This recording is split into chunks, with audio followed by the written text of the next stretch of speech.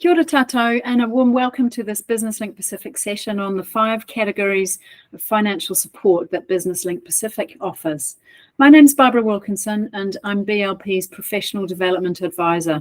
And I'm here today with Steve Knapp, who's the Director of Business Link Pacific. He's going to talk about how BLP supports small and medium-sized enterprises, that's SMEs in the Pacific. And I'd also like to welcome along Lokopeta Williams, who joins us from the Cook Islands today. She's a business advisor with her own accounting firm, and she works closely with BLP, helping businesses in the Cook Islands.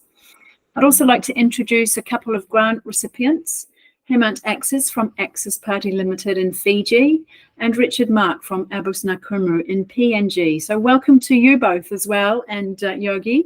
Now these people are going to be sharing their experiences with the BLP grant scheme and the subsidy scheme.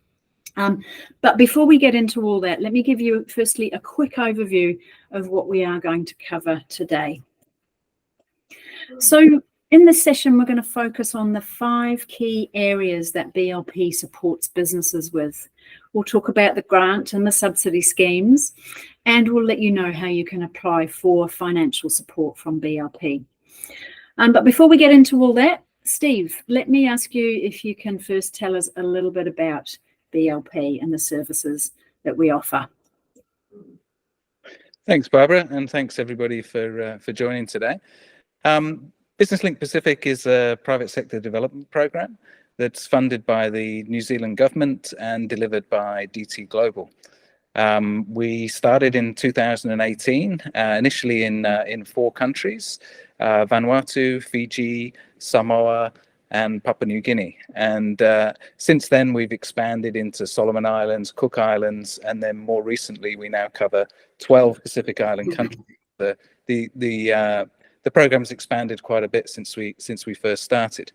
We've been focused on supporting SMEs in the Pacific, and particularly supporting SMEs to access the business advisory services that they need to grow and expand and employ more people. And we work exclusively with business advisors that are based in the Pacific, like Yogi in the Cook Islands. And all of the business advisors that we work with have gone through a quality approval process, so they're approved for a range of services that they can deliver, and they go through a competency assessment process, so that we're confident that they do a good job and they can deliver a great service to SMEs. So we have a network of business advisors based in most of the countries where we're working. But also business advisors that work across countries as well. So there's always a business advisory resource available to you if you need it. And then once an SME's decided what sort of services they need and they're linked up with a business advisor, we have a subsidy scheme which will help to pay for the cost of some of those services. So, you know, if a business recognizes that they need some marketing support, or they need to put a new accounting system in, then we will cover part of the cost of that, and then the SME pays part as well. We also have a range of online business tools that are available through the website, which help businesses to understand what kind of services would be useful to them. And we also work through the chambers of commerce all across the Pacific, and have people based in those offices that will do business diagnostics with small businesses, and also help to understand what services are available and what services that they can be connected to. And we continue to develop that range of business advisory support, and support business advisors to be able to deliver better and a broader range of services that SMEs need. And then more recently, we've been looking at the finance requirements of small businesses, recognizing that often access to finance is a real challenge.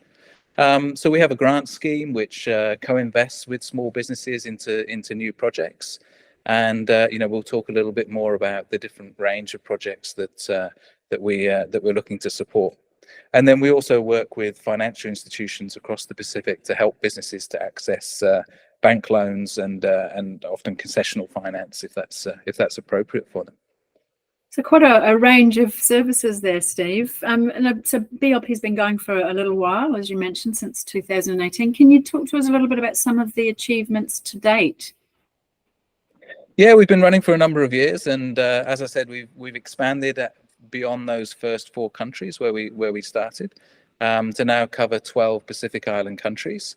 And we've got a network of business advisors operating across the Pacific. I think we've got about 250 quality approved business advisors now, who are all qualified to support small businesses in different areas that they need support and help. We've worked with several thousand businesses and done almost 2,000 subsidies, covering a whole range of different business advisory services and different advisory projects. We've also done quite a number of small grants, and we recognised during the COVID pandemic period that small businesses were really struggling to make ends meet, especially as borders were closed. And small grants, adaptation grants at the time, we did quite a number of those to small businesses that really helped them to keep the doors open during the pandemic.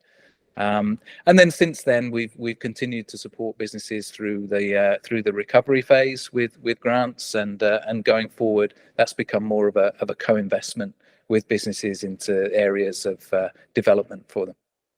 So lots of different achievements there, and great to see such good numbers, looking good with the use of the tools as well. So let's kick into the 5 categories of support. So we'll go over these one by one. But firstly, actually, Steve, can you just explain why these? Why do we have these 5 categories? Yeah, well, we've been working with small businesses for quite a while now, and we really sort of landed on these areas where businesses where we could support businesses to develop. And part of our approach in the Pacific is to work with businesses that are not only growing but also contributing to their communities and contributing to the development of the Pacific in a positive way. So we business growth was the first area that we started to look at, and we get a lot of applications to support business growth. Most businesses want to grow and have got ideas of how they want to do that, but often they need a bit of support to think through what growth looks like, what sort of investment is required,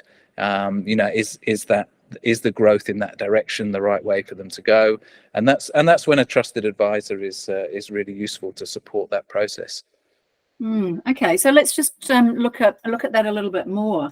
So I mean, I think it's quite helpful for businesses to understand what we mean by business growth. What sort of projects for growth would Business Link Pacific support? Can you give us some examples and talk to us about what you're looking for?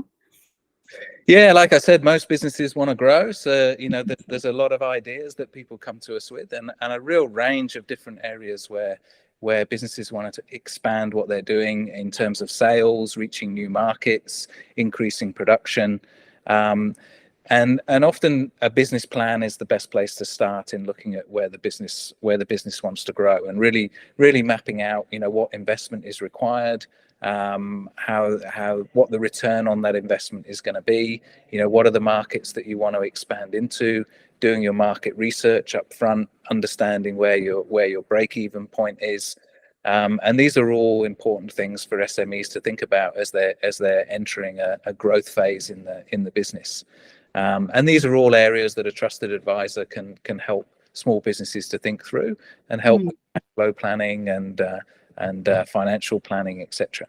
Right. So actually, Yogi, I wouldn't mind bringing you into the conversation now, because you've supported a lot of businesses with growth. Can you tell me a little bit about your services and perhaps give us an example or two of clients that you've worked with and how you've supported them? Sure. Sure. Thank you, Barbara.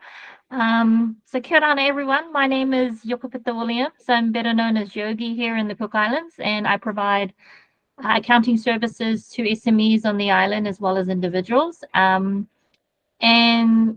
so on the terms of growth, so I'll give one or two examples. So we had a client come through that required, that had decided in their business planning that they would branch onto a new line of T-shirt that they wanted to print out and everything like that. But of course, with any type of planning, you really need to crunch your numbers properly, and decide whether this is actually going to be a good change of their business plan. So we decided I would do them a quote based on putting together a forecast for them, cash flow forecast for at least 2 years.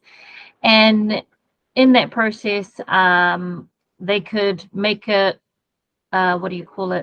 a better decision on whether this was a good plan for them or not.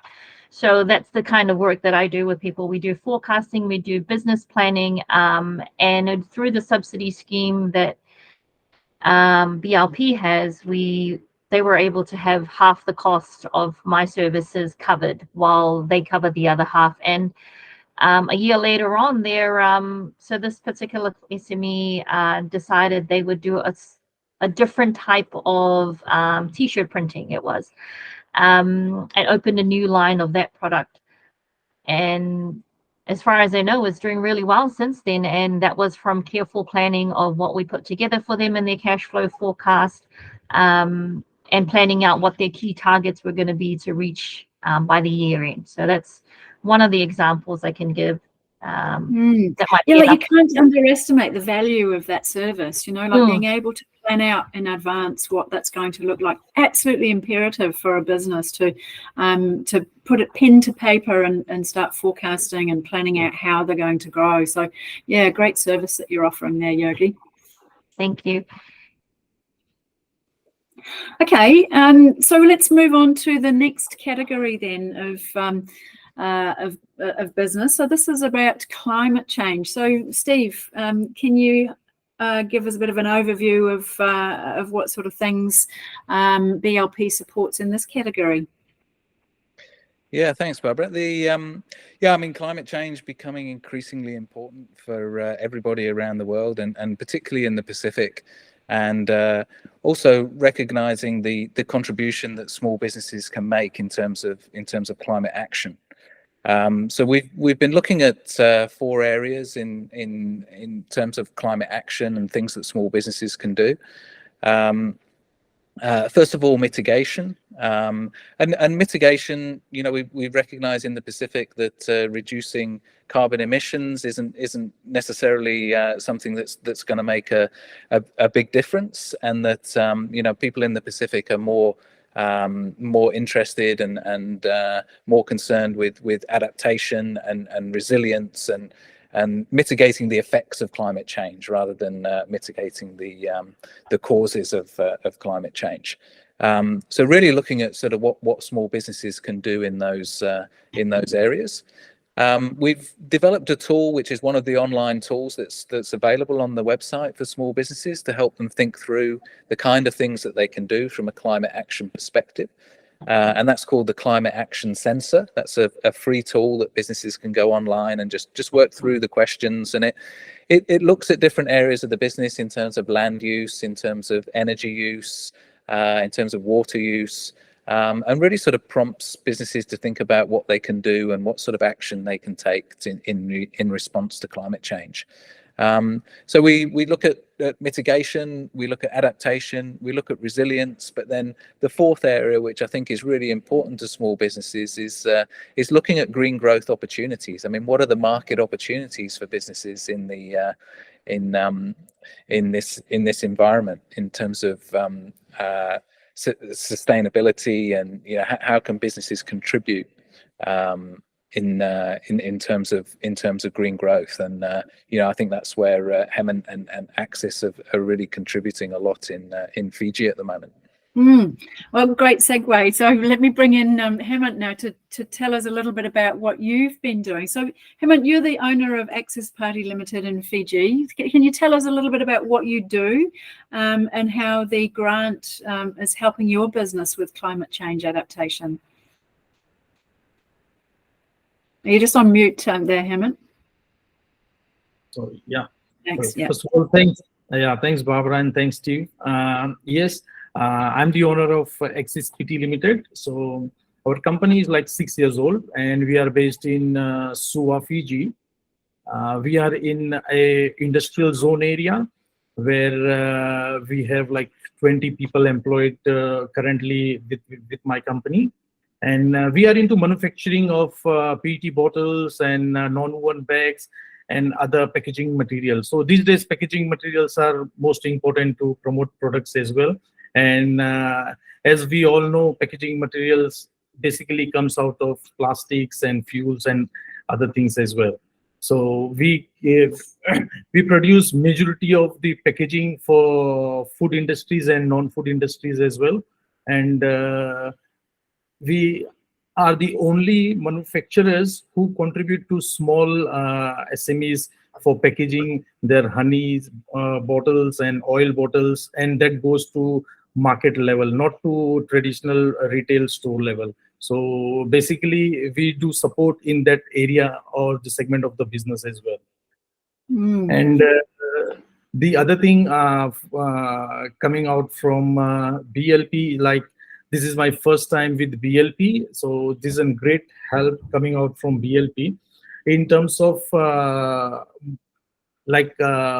Axis, we have decided for getting this machine based on BLP grant, what you guys have offered to sustain our business as well. And whereas we will be supporting to community and to our environment as well. As we all know, like what Steve has mentioned, Fiji or the Pacific Island, we are the third rate or the third generation of the world. We are not that developed. We don't have that facility to do all that stuff like what US or these countries are doing.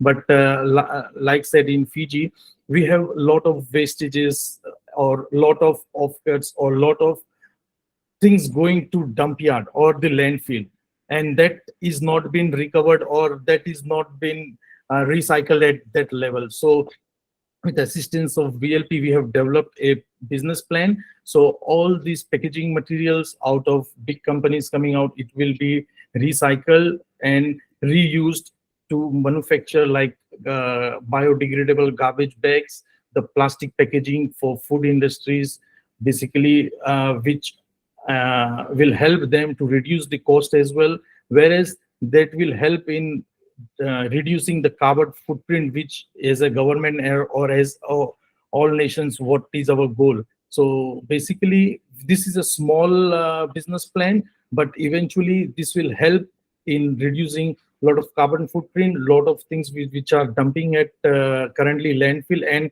is a big concern in Fiji currently because our landfills are filling up very fast. That is the whole objective of getting this recycling plant and setting up a recycling plant in Suva, Fiji.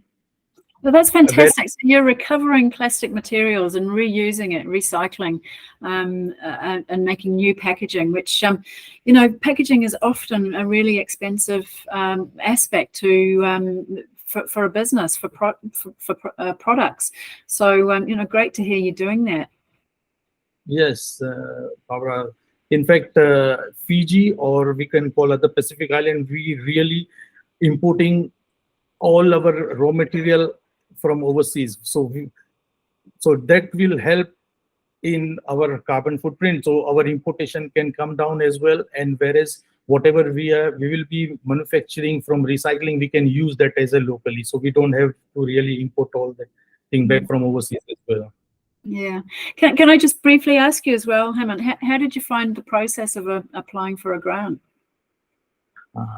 Barbara, in fact, it was a very simple and good process, and it is very transparent. Like what Steve said, everything is on the website, whereas local BLP assistance team has also assisted me in filling up this one. And it was a great process and a great experience to apply for this kind of grant. And I appreciate what you guys have done, like a small businesses like us, because initially that big amount to invest and do a recycling is not everyone's what we can do from our own business concept from our business, what we are getting out of our businesses.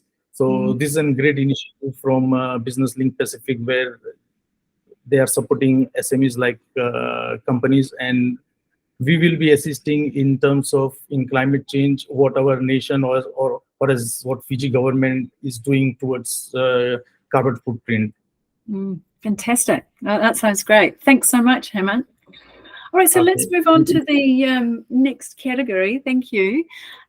So next category is inclusion. So Steve, I'll just get you to go over what we mean by inclusion. Yeah, well, we have a strong theme of social inclusion within Business Link Pacific, and we want to make sure that our services are accessible to everybody within the community. So we have a great response from women-led businesses, and we do a lot of work with businesses that are led by women. But our social inclusion work goes a long way beyond just working with women businesses, and we view social inclusion quite broadly, and it's reaching into underserved populations, into rural communities, working with women, youth, people with disabilities, and more vulnerable groups. And it's not just the profile of the businesses that we're working with, but also encouraging the businesses we work with to look at within their employees and the people that they employ, to ensure a good gender balance, to ensure a good working environment, to make their business accessible to people who find it difficult to find a position or to be able to work in different industries.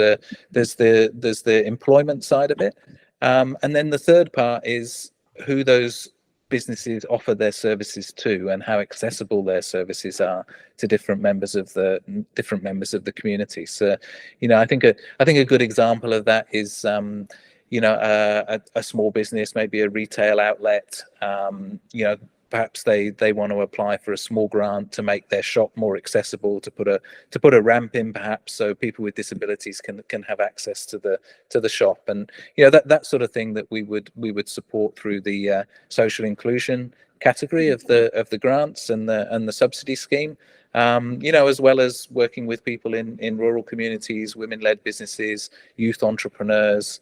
It's quite a broad approach, I think, is what I'm trying to say, and we really encourage businesses to think about what they can do from a social inclusion aspect, and then talk to us about what support is available to enable them to make that happen. And Yogi, actually, you've been working with some of the businesses that are based out in the Painua, the outer islands of Cook Islands. Can you tell us a little bit about that? Yeah, sure. So here in the Cook Islands, with the main base being Raro, we get majority of the support, they say, and we tend to not forget, but because they're so far away, not easily accessible to get to the rural Painua, we call it, these 14 other Painuas. But I was able to get out to Atiu this year, which was really awesome, and promote a little bit more of the BLP program, and because they had never heard of it or never been able to access it before I got there. And it was really awesome to reach out, because by the time I returned, we had reached out about 16 SMEs out on that end that required subsidy or grant assistance. And that's how BLP is reaching out to these communities, is at least they're aware of it and know how to apply for it. And yeah, thank you for the opportunity to reach out to these smaller communities. Anyway, Atiu is a really small population, but still make quite an impact in the economy for the Cook Islands as a whole. Yeah, it's fantastic. Okay, so the fourth category is all around innovation. So Steve, back to you again to give us some examples of what we mean by innovation. What sort of things would we support? Yeah, thanks, Barbara. It's innovation for us. I mean, it's very connected to growth, and it's about new ideas and new ways of doing things, and bringing in innovation, and there's lots of great ideas across the Pacific, and lots of businesses come to us with new things that they want to do. And again, that work with a trusted advisor to think through an idea as to what it actually looks like from a financial perspective, and what investment is required, and what's the cash flow forecast over the coming months, and if you do take out a bank loan, how are you going to repay that? And I think a lot of the businesses that we've got on today don't only have what they're doing apply to a single one of these categories. Like the work that Hemant's doing, for instance, it's not only climate related, but it's innovation and it's growth. And the work of Abus Na Kumu in PNG, again, it's an innovative approach, even though they've used the grant under the category of accessing finance. And that's right, actually, isn't it, Steve? I mean, what we find is that businesses, they usually kind of come in under a number of categories. So you don't have to feel that it's just one and not the other. You can kind of say how it helps you with innovation, how a grant or a subsidy can help you access finance, which I know Richard's going to talk about in a moment. So there's a range of things. It's not one or the other. Yeah, that's right. And often there's new technologies that businesses can access that can make their business more efficient and save costs over time, but requires some upfront investment. And and that's where we look at the grant scheme as really being a co-investment with the business. As we've done with Axis. I mean, the grant that we provided Axis didn't pay for the entire machine, but it's a co-investment with the business, and it's sort of thinking through what the business case is and making sure that investment is gonna work for the business long term. But, a great example of innovation is a business that we've been working with in the Solomon Islands, Ceotech, who are involved with unexploded ordnance, which is a real big problem in the Solomon Islands. There's unexploded ordnance that's often buried underground and can be quite hazardous to the people that live there. And they applied for a grant from us for a co-investment to purchase a machine that would help them to find unexploded ordnance. And the machine that they've managed to source can detect unexploded ordnance up to 8 meters underground, and that's really helped their business to be able to find where things are and dispose of them safely. And there's a picture there of them disposing of unexploded ordnance in the Solomon Islands. A great example, actually. I remember when I was up in Honiara, the whole town was closed down for half a day because I think some construction company had discovered an unexploded ordnance and so just shut down the whole town for a long period of time. It was really difficult. You can imagine the traffic build up around that. So big issue and good example. What about certification programs? Like if you want to get an organic certification or HACCP or something like that, would BLP support that? Yeah, that's right. And we work very closely with another program in the Pacific called Farmer Plus, who do a lot of work around agricultural certifications. And we've done a couple of grants and some business advisory support for coffee cooperatives in Papua New Guinea as well, who are fair trade and organic certified. And often these certifications will help the business to run more efficiently, but also provide access to new markets as well. So under an innovation category, that's also something that we've looked at and supported as well. Fantastic. So the last category that we're going to talk about today is access to finance. So Steve, again, if you can just explain what we're talking about here, what sort of examples BLP supports, and then I'm going to bring you in, Richard, finally, to talk about how BLP's helped you. Yeah, so within BLP over the last couple of years, we've been doing a lot more work around access to finance for small businesses, and recognizing that often businesses need finance beyond a small grant to be able to get to the next level and really expand and invest in the business. So we have partnerships with a number of financial institutions across the Pacific, Kinabank, BSP, Development Bank of the Solomon Islands, HFC in Fiji, and also the Sugarcane Growers Association in Fiji as well, where we support them with wholesale capital to be able to on-lend to SMEs, often at concessional rates. But one of the things that we have come across time and time again is that businesses often lack the security or the cash equity that the bank requires in order for them to process a loan for them. So the final category of the grants and also a lot of support that we do around loan facilitation as well is looking at those equity requirements. We will often use a small grant to enable the business to provide cash equity to leverage a larger loan from a financial institution, and that's exactly what Richard and Abus Na Kumu have been doing in PNG. Fantastic. Oh well, so Richard, let's bring you in then. So we would love to hear more about how that supported you, but tell us a little bit firstly about Abus Na Kumu and what you do. What does your company do? Hello, everyone. Firstly, kia ora, Steve and Barbara and everyone else across the Pacific. Basically, Abus Na Kumu is a food-on-demand type of business where we sell food to the general public, and then we also do corporate catering, and then we do events as well, culminating all that into just food being the core structure of our business. And I'd just like to say, firstly, thank you to BLP. They've been tremendous in our journey, and also to the Ministry of Foreign Affairs and Trade, to the people of New Zealand, and also to your partners, DT Global. All of you guys have just been tremendous in our journey. It's been a 12-month journey for us, even more, if I can start from the beginning.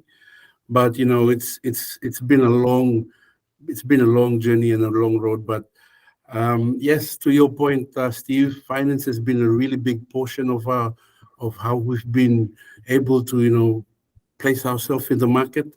As you know, I think BLP came on board with about 37% of our equity, and then we were able to go to the bank and say, here's what we got, and these are our partners, and so we've been able to secure massive funding from Bank of South Pacific, and I can't stress enough the point that you mentioned. You can coexist in different categories. I think touching on growth, part of our strategy when we started 2 years ago was mostly focusing on growing the business so that I could one day hang up the boots in my professional career as an accountant, and so I can see that coming to reality in the near future, and that's because of the growth. And then to climate change, I think where I come from in Rabaul, the northern tip of East New Britain, we've got volcanic activity going on there, and water is very scarce. And so what growth will mean for us is we'll be able to source proper water sanitation for our people back home, and so that is a massive enabler for our people. A lot of the women there, they walk miles upon miles to fetch water. Some even go without water, and the disease and the kids are just in a terrible state. But that's where Abus Na Kumu is going. You touched on inclusion. I'd like to say that our business has got about 80% women, and most of them are young girls. We've got a ghost kitchen where some of the mothers that come and work for us, they're allowed to bring the children because some of them can't afford a nanny. And so for them to come and work, they bring their kids along, and we provide that environment for kids to play whilst the mother or the parents are working. Not only that, I think we've employed a number of youths, most of them not even past grade 6. So the level of education is an impediment to them going out and looking for a job. So BLP and the partners that are involved in Abus Na Kumu, I think your contribution touches so many lives for us, and I'm a bit emotional because I speak to them every day, and I get them to try to write the orders down, but they can't read, they can't write, and so those are some of the challenges we feel. And lastly, innovation. With the help of BLP and your partners, I think we've been able to secure a good building, a good property, And so what that will mean for us is we'll be able to set up playstations for the kids where, parents can come have food while the kids go and read a book, or they can have a go and playing playgrounds. And those are some of the things where we try to include everyone so that it's not just a restaurant. You come and you enjoy great food, you enjoy great company, and you build network. And lastly, again, going back to finance, Barbara, can't stress enough, finance has just been massive for us. I just got a call from BSP. They're just about to release the funding. We're tracking on schedule. It took about 12 months. The process of achieving BLP grant isn't too complicated, I would say, but you really need to get all your eggs, or everything in order before you go in. And I think that's what most Papua New Guinea SME miss, is they think that the grant's available. I can just go on there and apply for it, but you actually have to do a bit of homework and get your in-house in order before you go up there and you seek the grants. Yeah, and I guess through BLP you would have had the support of a business advisor as well, wouldn't you, with lining all of those things up? Yeah, massively. And funny enough, most of them were colleagues. We finished from school together, and so it was so easy for me to touch base with them. And coming from an accounting background, I understood the requirements from a BLP. And I think as a grant recipient, my job now is, when I advocate for BLP, I'd probably go around helping them to get the paperwork in order, and then be a beacon of hope for you guys, just sharing the good news and making sure that SMEs got the house in order. No, thank you. Thanks for sharing that. And Hemant and Yogi, thank you also for just bringing alive those 5 categories and what it means for companies. I think all of you have kind of really demonstrated that those 5 categories are really important for businesses in the Pacific. So I really appreciate you sharing your experiences with us.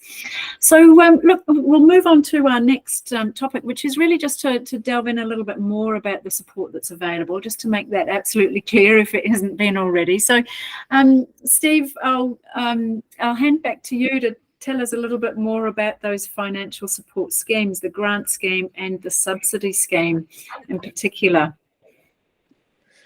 Yeah, thanks, Barbara. Yeah, I mean the first place to go is our website to have a look at the online tools that are available there, but also through the local chambers of commerce as well, that can really help, and I think that's a good place for people to start as well.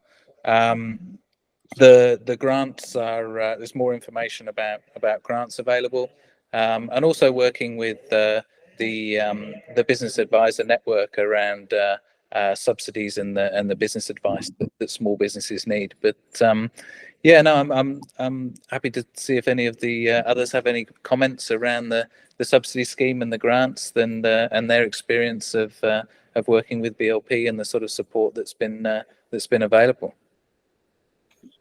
Hemant, do you want to comment on that?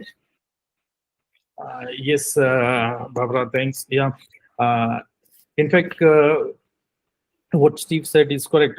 With the local advisory board from BLP was very supportive for me to get this grant, and it was quite simple process. And in fact, a lot of requirement was there, and we met all that requirement to fulfill. And it was a good requirement, in fact, because all businesses, if they want grant or they want a support, they need to fulfill all the due diligence and all the compliance certificate and things like that to get that grant. And this will always help businesses and, in fact, the community to grow the business. And even the challenges they are facing with the BLP, the advisory and the support committee, they will assist business to grow, and they will give them a guidelines how to do business or how successfully they can do the business, and they can achieve their goals for business. So I think, you know, a good entry is to, I mean, not that you need to do it in sequence, but, you know, you could start by perhaps going online, checking out, using some of those diagnostic tools, seeing what sort of support might be available for the issues that you're experiencing as a business. Then perhaps you could apply for a grant and look for some support from BLP to perhaps co-invest in a project that you might want to do.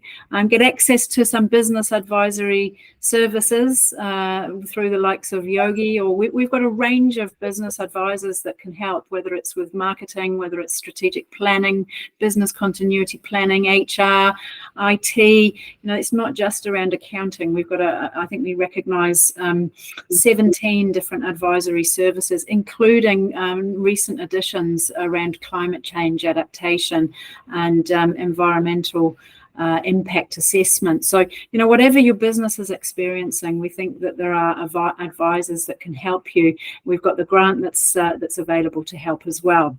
Now, I quickly just want to share this slide on eligibility.